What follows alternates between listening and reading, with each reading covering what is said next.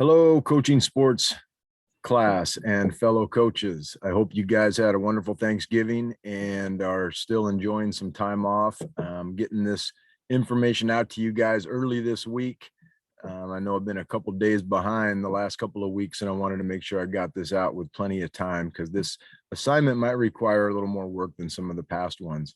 But before we get into that, I would like to just kind of go over last week's assignment, week 9. And that was to find some coaches clinics and also to develop some practice plans. And as we review that and we start to move into the next step of this, I just want to really emphasize one more time how important it is to have a practice plan for every day and have a goal for every practice, and make sure that your overlying team goals, the goals that are specific to players, and certain position groups all funnel into the practice plan and pretty much dictate the practice plan. What do we want to learn today? What do we want to accomplish today? Therefore, here's the practice plan. Here's how we're going to work towards that. And then how those practice plans follow and funnel into a game plan. So we're going to be transitioning into an actual game plan this week. And so it's just so important that you match all those up, because many times you'll find after a loss, you say, well, what did we do poorly this week in the game? And when you look back and you trace your steps backwards and you say, well, how much practice time did we allow for this situation that we didn't do a very good job with? And I think what you'll find is that in most cases, you do a pretty good job at the stuff you practice. And the stuff that you don't practice, if you get surprised by something or just something that you didn't have time to get in there or you just neglected it, that usually comes back to hurt you. And so you really want to kind of say, what are we trying to do in the game? What skills are needed to be able to do those things in the game, and then work back from there. But then with the game plan, that's a whole nother set of things that we have to consider and talk about. So as the class progresses, we've kind of been going in a progression here now, and we're at the point where it's almost game day, and we got to get our teams ready to go and ready to win or be successful. And so now that we've got our practice plans and we kind of have a style determined that we would like to use for our team, we have a culture. Now it's start time to break down an opponent. And in this week's assignment, we're going to take those skills and drills and styles of play, and we're going to match them up against a fictitious opponent. You can choose any opponent you want, but I want it to be somebody that's real so that you can actually do some data analysis or game planning of that opponent. The strengths and weaknesses of your team can be just made up. But just understand that if you've got, typically there's a yin and a yang for everything, right? So if you're a defensive back and you're in man-to-man coverage with no help, then you're probably not going to be as good at defending the run, because that's a conflicting thought in your head. It takes your eyes and your attention somewhere else. And so you have to take that into consideration. If you're a full press team, then where are you vulnerable by being a full press team, and where are you weak? And so that's really important. So we're going to go into that today and talk a little bit about game planning. Then we have some great links for you guys, but there's so much out there on the internet that you guys can see and get examples from. And again, when you look at a link or you go to a coach's clinic, you're really looking for, one or two things that you're going to be able to add to your toolbox, if you want to call it that, or your go-to stuff. And so you can just keep adding those up, and by at the end, the longer you coach and the more experience you gain and the more clinics you go to, you really have a lot of tools to use with your team.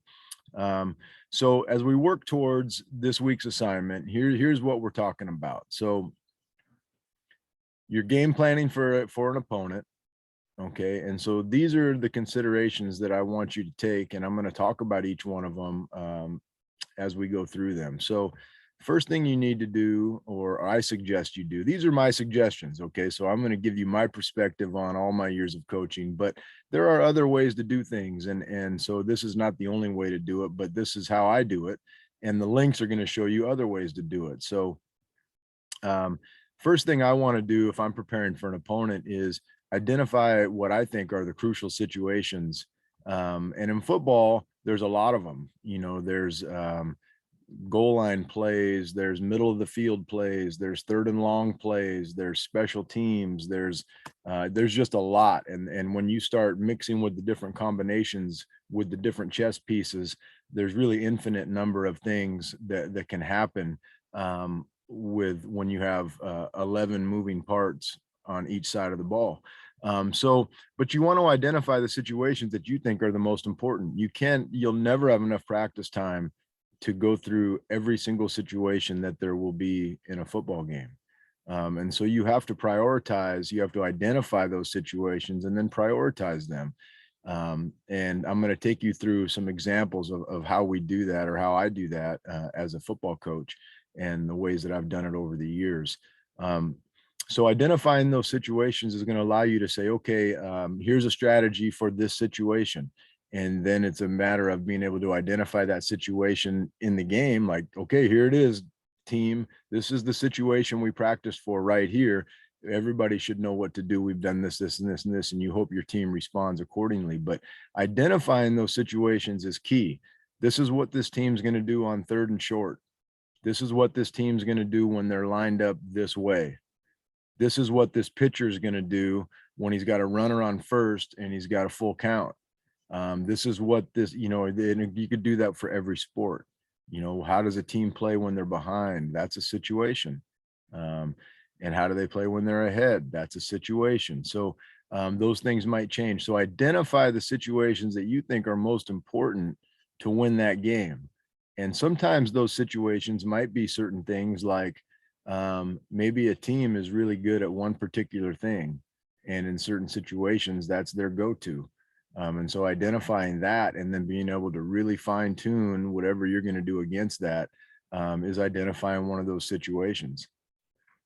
After you identify the situations, you kind of move to the next step now and you say, okay, within these situations, what are the strengths and weaknesses of our team? Okay, so let's say we're playing a team that's a very good team at running the ball, and our run defense isn't very good. I need to know that because I'm going to have to account for that and maybe spend some more work working on our run defense, maybe change up the plan a little bit to try to keep them off balance or whatever the case may be. But identifying your own strengths and weaknesses is super important. And I'm going to go through again after I get through talking through this agenda here. I'm going to go through and share my screen and show you guys some examples of that. And then, of course, the next one would be the strengths and weaknesses of your opponent. What are they really good at? Where are they weak? And where could you possibly have an advantage strategically or physically with your players? And then your tendencies as a team. It's really important as a coach, and a lot of coaches don't do this, but self-scout, okay? Without even knowing it, you have tendencies as a coach. And to understand that you have those tendencies is really important, because those tendencies are good to have in a lot of ways, because they help with strategy as you move through the season and as you prepare for opponents. You want to have some tendencies. And so by having tendencies, a couple things happen. The team you're playing may have strategies for your tendencies, okay? But at the same time, with your tendencies, you can dictate where and how that other team's going to play you. For example, if on first down, you always line up a certain way and you only run a few plays, well, the team you're playing is naturally going to prepare for that situation and that alignment that you're going to run on first down the majority of the time. So now any change up to that strategy would be based off of that. So you maybe on first down, you line up the same way, you look the same way. And on a really big point in the time in the game, when you really need a play, you do something opposite of what that tendency of yours is. So understanding your own tendencies is really important, because that's what your opponent is seeing and that's what they're game planning on. And we go through a very extensive self-scout report every year and every game as we go, so that we know where we're being predictable, which can allow us to be unpredictable in those same times when we need to.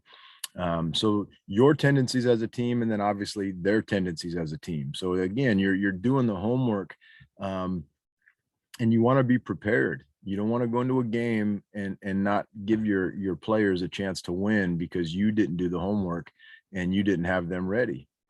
And so their tendencies as a team, and then the strategies you're going to use, the counter strategies you're going to use, and then one of the most important things that gets neglected many times are the predicted responses by your opponent. Okay, so for example, if you're playing basketball, and again, I'm going to use the full court press example, but if you're playing a full court press, what's the other team probably going to try to do when they have the ball? They're going to probably try to beat you over the top with their passes. They're going to try to get the ball, and they're going to account for that. If you're a blitzing football team on defense, what do you think that other team's going to do? Well, they might keep more people in the block. They might throw shorter passes. They might do certain things. So a predicted response, if it is really important to understand, because a good coach is not only going to have a game strategy, but then he's going to have a strategy for the modifications that their opponent makes based on that strategy. Okay, so you're going to do this in the game. Well, as a response to this, the other coach, who's a good coach, is going to respond and make adjustments accordingly. So now what are your adjustments going to be to their adjustments? And that's where I'm going with that. So predicted responses, that's always important when you're coaching, because sometimes the predicted response you're talking about might even be just a technique that you're teaching a player. You say, we're going to play man-to-man coverage this way, and when you do this, your opponent's going to do this, and then you're going to do this, and it's really important to always be looking forward for the predicted response of your opponent as you're strategizing. Because if you go into a game and you have one strategy and the other team makes an adjustment and shuts that strategy down, game over. And so you need to be thinking about, okay, they're probably going to do this if we do this. And then if they do, then we will be ready or we're going to be okay continuing to do it the way we, maybe that's the case. Okay. But those predicted responses are really important. And so now what I'm going to do is I'm going to show you guys kind of how I do this. And you can get an example of what it would look like to prepare for a football opponent, or how I do it. Okay, so let's do this here. Okay, look at this messy piece of paper right here. Okay, so this is literally how I do it. Now, there are lots of computer programs, and I'll show you how we do that too. But this is, to me, this method works best for me as I'm preparing for opponent for football. Something about writing the information as I'm processing it in my brain. It sticks in my brain better. I've tried the programs and inputting the information on a computer. But for me, the first time through, when I'm evaluating an opponent and I'm game planning for an opponent, I like to do everything by hand because it sticks in my brain better, and that works for me. That's not going to work for everybody. But what this big mess looks like here on your screen. Okay, this is Sacramento City College, and this is their offense. And as we go through this, here are the situations. So I identify some situations on this. This right here says first down. These are their run plays and their pass plays on first down. If you can see my mouse there, second down and short, second down and medium, second and long, third and short, third and medium, third and long, and fourth down plays. Okay, so what I'm doing here is creating a grid that I can chart information on my opponent, and then I can look for common themes. I can look for tendencies is really what I'm looking for, to see how I can best prepare my team for what they do the majority of the time. Okay, so this is all broken down by down and distance along the top here. And then down this left column is broken down by the different formations that Sacramento City College runs on offense. Okay, and so it's really important to know the different ways in football how teams are going to line up, because you never want to be at a disadvantage just because of the way you're lined up. That's really important. And I've been told by many coaches over the years, you lose games by alignment and assignment way before you ever lose games because they have better players. And so lining up is crucial, especially in football, because so many moving parts. And so identifying each alignment that your opponent has, that's ground zero. Okay, so we start here. So you look here, and these are just I draw them in these little boxes here. So this formation, the way they're lined up, this is doubles, and then this one we call twins, this one we call trips open, this one we call ace. And so these boxes that go horizontally across the page, those are the plays they ran out of those formations. So as I start going through game films, let's say I have 4 game films on Sacramento City College, I'm going to make a grid like this, and I might use a different colored pen for each game, because just in case I want to look at tendencies within games or tendencies overall. And so you go through the game and you chart each play. So you say, okay, it's first down and 10. They lined up in doubles. They ran inside zone. Boom. They got 8 yards. Now it's second down and long. They came out in twins, and we go to the second and long column, and they ran a 3-step pass. And they did not get the first down. So now it's third and long, and they came out in twins again. And I go to the third and long column, and they ran a 5-step pass. Okay, so now if I go through a whole game and chart run pass and chart the formations by down and distance, that gives me a lot of information. Okay, so I look now over here at this column again, and I'll say, okay, in doubles formation, they ran the ball 81 times and they passed the ball 90 times. That's pretty even. It's almost 50-50. And so first down, I mean, in this formation, we have to be playing a defense, okay, that's not going to be overly strong in one or the other, because it's about a 50-50 split. Okay. Then we move down to twins, the next formation. Well, in twins, they ran the ball 5 times, but they passed the ball 60 times. Now that's a really strong tendency right there. Okay. The numbers back it up. So when we see this twins formation, our players have to be thinking pass, and the defenses that we call want to be defenses that I know are going to be sound and strong versus the passes that Sacramento City College runs. Okay, the next formation, trips open. We look at the tendencies here, run and pass. Okay, three times to 1, they pass before running the ball in trips open. Okay, so you can just get a breakdown. And so now a defensive player is on the field. The offense comes out and he looks at their alignment, and he's able to identify their alignment or the formation and say, okay, it's twins or it's doubles, like the ones I just identified on the paper. Automatically their brain's going to start turning to, this is a pass formation for them. This is a run formation for them. In this formation, they like to do this. Okay, so that's just a quick formation breakdown that a grid like this can provide. But then as we look at the down and distance, we can say, okay, what do they do on first down? On first down, they ran the ball 50 times. They passed the ball 23 times. Okay, we're looking at numbers. We're looking at tendencies that are going to help us make a good call on defense to stop what they're trying to do. Second and short, we have 26 run plays and 15 pass plays. Second and medium, 11 run plays, 23 pass plays. second and long, 5 run plays, 46 pass plays. So as you go through this, this gives you an idea. You say, okay, well, this team on 1st and 10, you know, they're going to be 2-to-1 run to pass. And then within that formation, you could break it down even further. Oh, okay, well, it's twins. Well, in twins, they've only run the ball 5 times out of all their plays. So this is probably going to be a pass. So you give your athletes a chance before the ball is snapped or before the situation happens to already have an understanding of what's going to happen.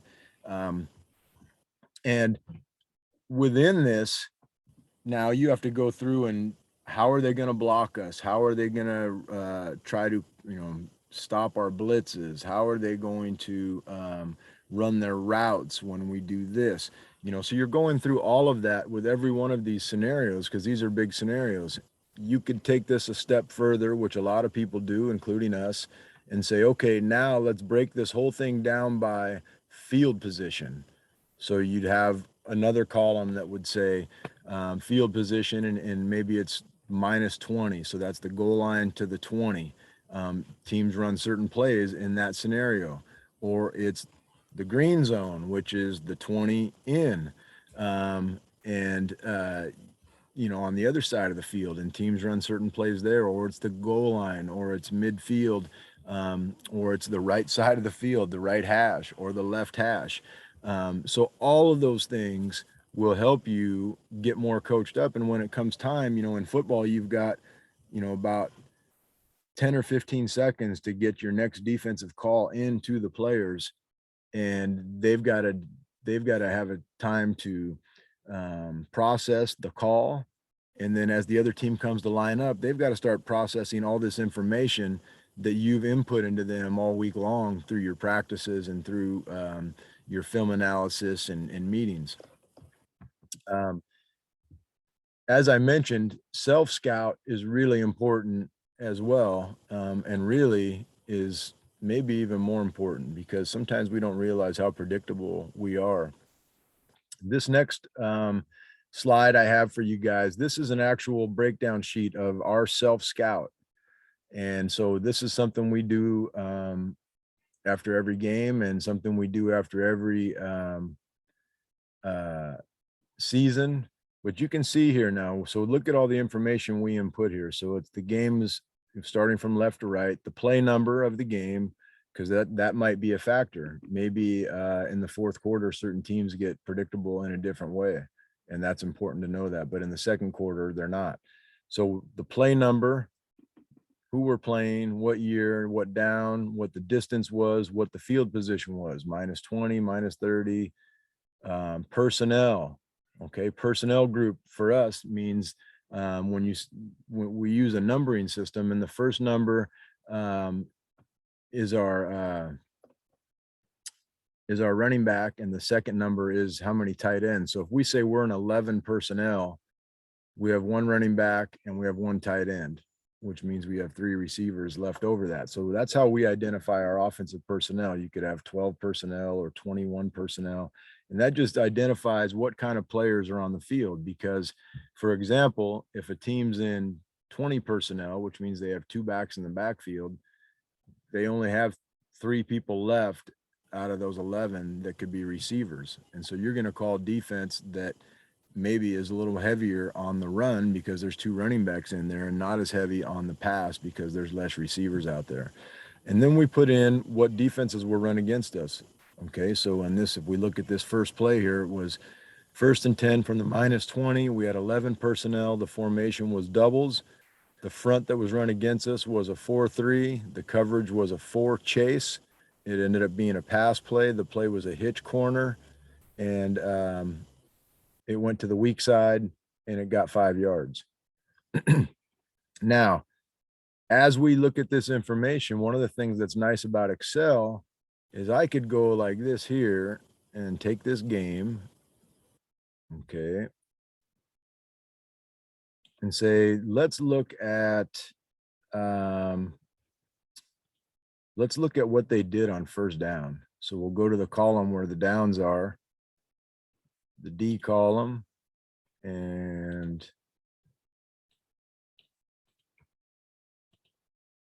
and we look and we say, okay, these are all the plays we ran on first down right here. Okay. And then of those first down plays, we could sort this again and just look at, let's sort it by play. So that would be Q.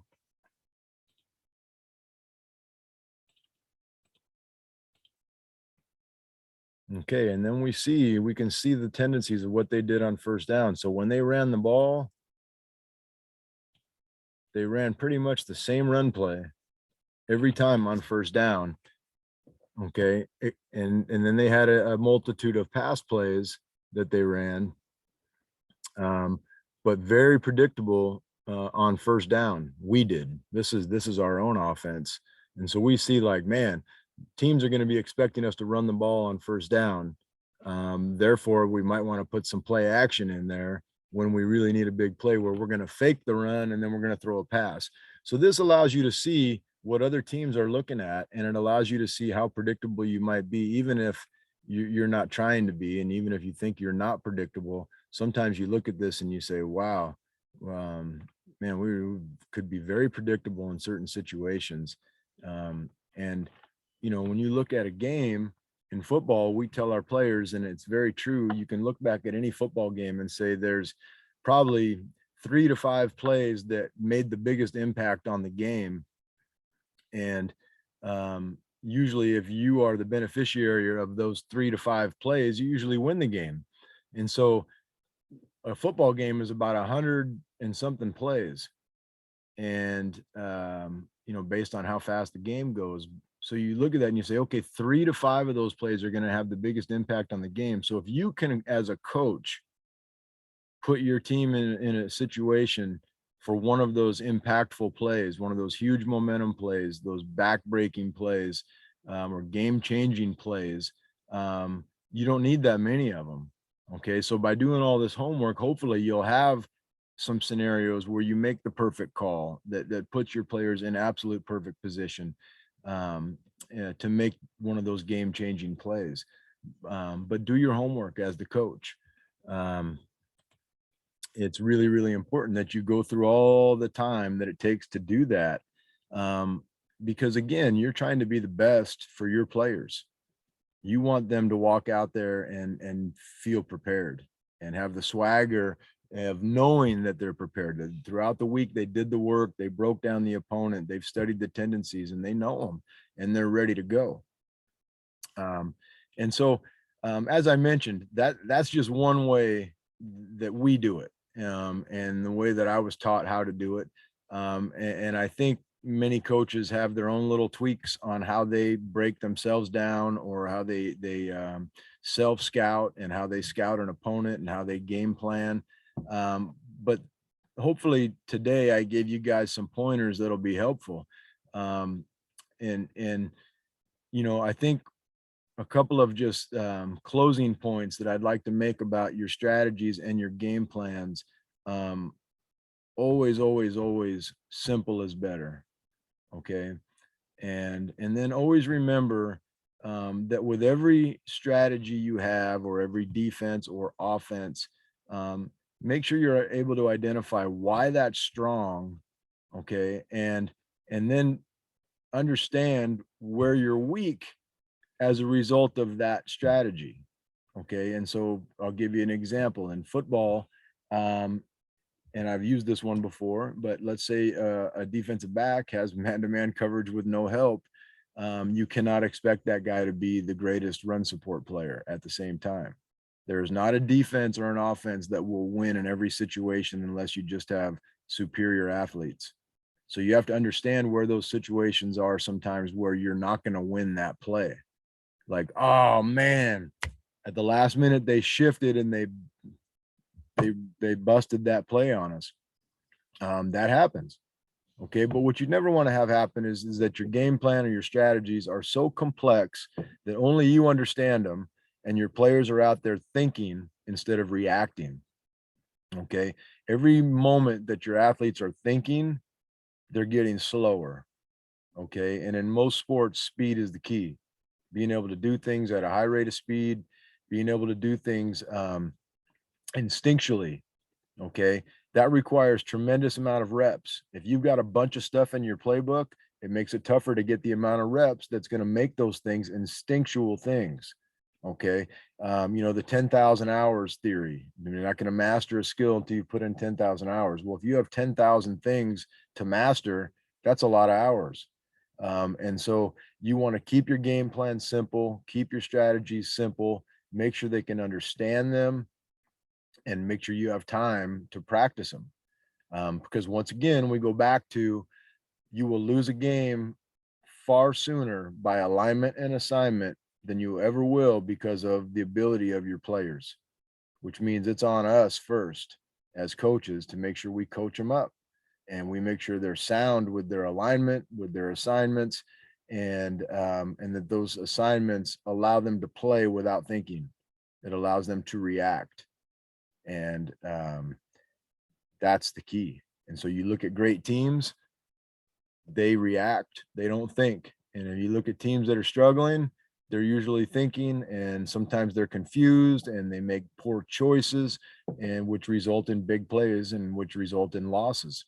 So do your homework, coaches, and go through the process. It could be time consuming. These are some of the things that are not always fun as a coach. These are things that a lot of times in college football and in other sports as well, they hire graduate assistant coaches to do all this breakdown stuff. Um, I don't, again, I learn my opponent best if I handwrite and then I transfer the stuff over and I watch a ton of film and we practice those tendencies and we practice those scenarios. And then when I'm calling the game, my brain, the way it works, recalls those scenarios better than if I were to input all the stuff and let the computer do it. So you have to pick what works for you, but do the homework. Okay. And so this week's assignment is just that. We're going to do the homework. Okay. And so we're going to come up with our game plan once again, that involves identifying the situations, identifying the strengths and weaknesses of your team, the strengths and weaknesses of your opponent, your tendencies as a team, their tendencies as a team, and then strategies, counter strategies, and predicted responses. Those should all be considerations in your game plan. Okay. You guys have been doing a fantastic job of getting these assignments done and done well. We're getting to, like, this is the real stuff now. Like, you're getting your team ready. I'm trying to create a sense of urgency for you guys as coaches. It's playoffs. Okay. It's Thanksgiving week. And if you're a football coach and you're still playing, you're stoked right now. Again, get your game plan done. Okay. Let's really get to know our opponents and get to know ourselves and come up with a winning strategy for our players so that we can get the big victory. So again, I wish you guys a great rest of your day and weekend, and good luck on your assignment. If you guys have any questions, please feel free to contact me and I'll get right back to you. And again, happy Thanksgiving.